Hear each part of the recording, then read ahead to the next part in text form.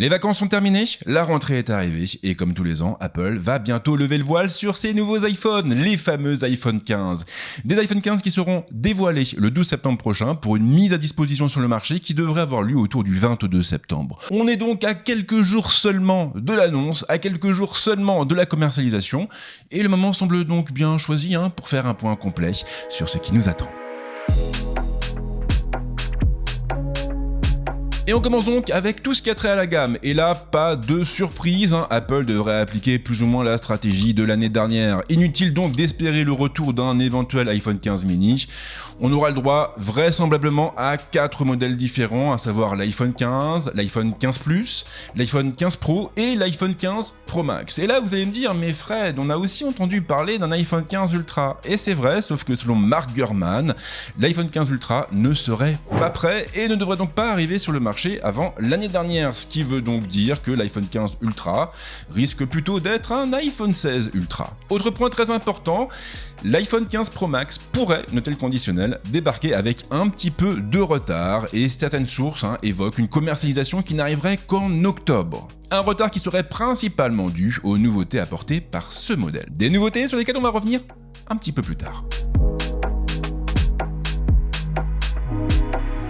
Au niveau du design, pas de grosse révolution, les iPhone 15 devraient beaucoup ressembler aux iPhone 14 avec quelques modifications, quelques améliorations. Dynamic Island débarquerait ainsi sur tous les modèles. Fini l'encoche, on aurait donc cette petite bulle, plutôt cette double bulle, sur l'ensemble de la gamme. Les bords seraient également un petit peu plus incurvés et puis surtout, Apple pourrait changer certains matériaux. Alors on aurait toujours de l'aluminium sur l'iPhone 15 et l'iPhone 15 Plus, mais il serait question de passer au titane sur les modèles les plus chers. Autre nouveauté notable, les bordures autour de l'écran seraient un tout petit peu plus fines et passeraient donc à 1,55 mm contre 1,81 mm à l'heure actuelle sur la gamme que vous connaissez. Le bloc optique serait aussi un petit peu plus gros, mais surtout un petit peu plus profond, ce qui veut dire que les objectifs devraient dépasser davantage. Au niveau de l'ergonomie, le principal changement aurait trait au bouton de mise en sourdine, ce fameux interrupteur que vous pouvez actionner pour basculer l'iPhone en mode silence.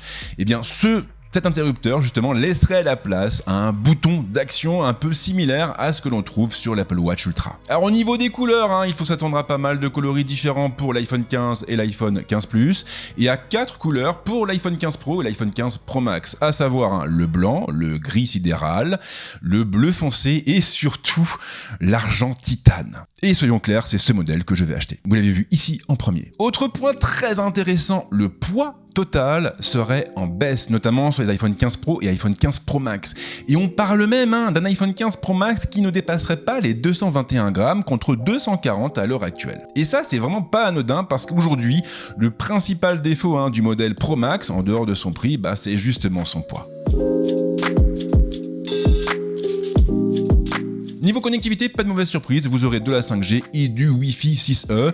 Pour l'instant, donc, il ne serait pas question de passer au Wi-Fi 7. Il faudra également s'attendre à retrouver à bord des nouveaux iPhones une puce U1, une puce spécialement pensée pour tout ce qui a trait à la connectivité avec le Vision Pro. Mais la vraie nouveauté aurait plutôt trait à la connectique avec la disparition du fameux port Lightning au profit d'un port USB-C. Et ce port, justement, devrait changer pas mal de choses, à commencer par la puissance de charge qui passerait à 35 watts. Contre 27 watts actuellement. Les transferts devraient aussi être plus rapides, du moins à la condition d'utiliser l'un des câbles du programme Made for iPhone. Les sources parlent aussi d'une distinction entre les modèles. On aurait donc de l'USB 2 sur les iPhone 15 et iPhone 15 Plus et de l'USB 3.2 sur les iPhone 15 Pro et iPhone 15 Pro Max. Voire même du Thunderbolt 3. Avec des débits qui pourraient du même coup atteindre les 20 ou les 40 gigabits par seconde. Contre 480 mégabits par seconde pour les iPhone 15 standards. Et ça risque vraiment de changer la vie pour tous ceux qui utilisent leur iPhone comme un outil de production, comme une caméra. Parce que quand vous filmez en ProRes, franchement, vous vous retrouvez avec des rushs qui font plusieurs dizaines de gigas, et là, il vous faudra seulement quelques secondes pour les transférer sur votre Mac. Et sinon, la charge sans fil passerait à du 15 watts pour tous les chargeurs, y compris les chargeurs hors MagSafe.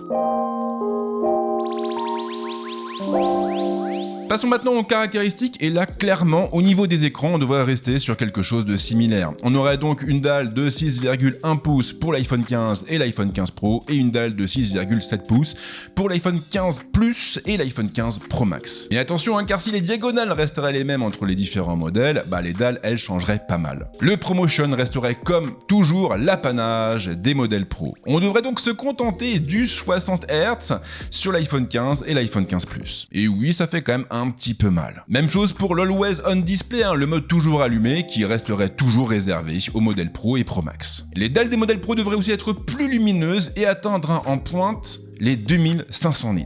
Au niveau des socs, là encore, Apple aurait l'intention de scinder ses gammes. On aurait donc de l'A16 Bionic pour l'iPhone 15 et l'iPhone 15 Plus, et de l'A17 Bionic, donc la nouvelle puce Apple, pour l'iPhone 15 Pro et l'iPhone 15 Pro Max. Une nouvelle puce qui serait gravée en 3 nanomètres et surtout qui consommerait 35% d'énergie en moins. Parce que soyons clairs, le gros problème des iPhone 14 aujourd'hui, c'est bien sûr leur autonomie et l'état de leur batterie qui a tendance à se dégrader pas mal. Et bien là, avec les iPhone 15, on devrait normalement constater un gain significatif. Même chose pour la puissance qui serait 20% supérieure à celle des puces actuelles. Pour les batteries, on a une idée des capacités, on aura donc du 3877 mAh pour l'iPhone 15, du 4412 mAh, oui c'est précis, pour l'iPhone 15 Plus, du 3650 mAh pour l'iPhone 15 Pro et du 4852 mAh pour l'iPhone 15 Pro Max.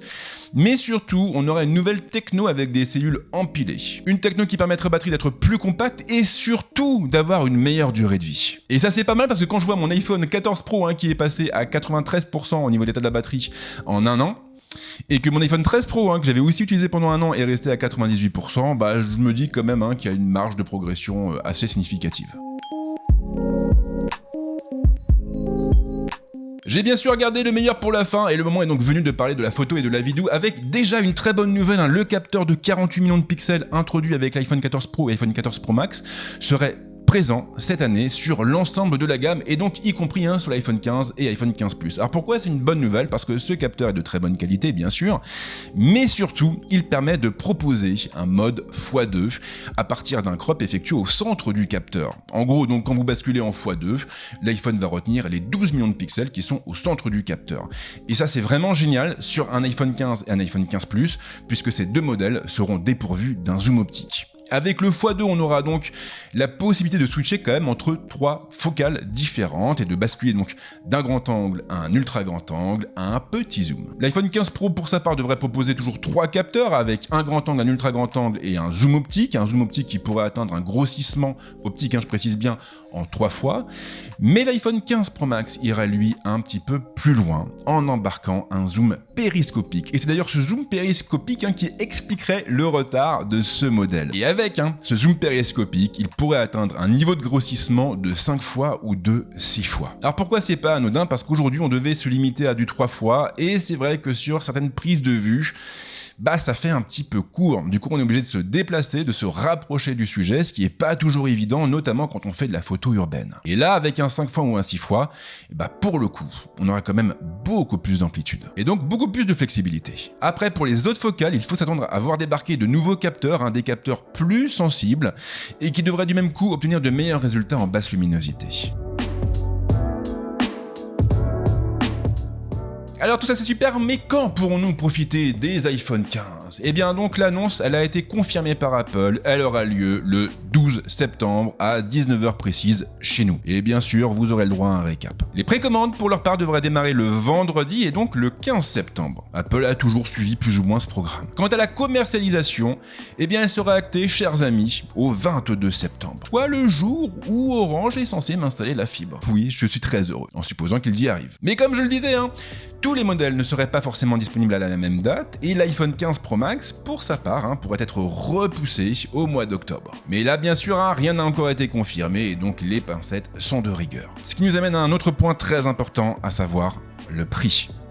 Et bien comme l'année dernière, il faudrait s'attendre encore à une augmentation. Une augmentation qui pourrait tourner autour des 100 ou 200 $ en fonction des modèles. Et donc autour de 100 ou 200 € chez nous, voire un peu plus. Ce qui veut également dire que le gouffre entre les iPhones standards et les iPhone Pro devrait se creuser davantage. Quand on voit que l'iPhone 14 Pro Max est proposé autour des 1400 €, ça veut dire que là, pour l'iPhone 15 Pro Max, il faudrait s'attendre à un prix tournant autour des 1600 ou 1700 €. Ça commence quand même à chiffrer. Mais bien sûr, ce ne sont que des rumeurs que vous devez prendre avec la plus extrême des prudences. De toute façon, il ne reste plus que quelques jours à attendre avant de tout savoir des iPhone 15.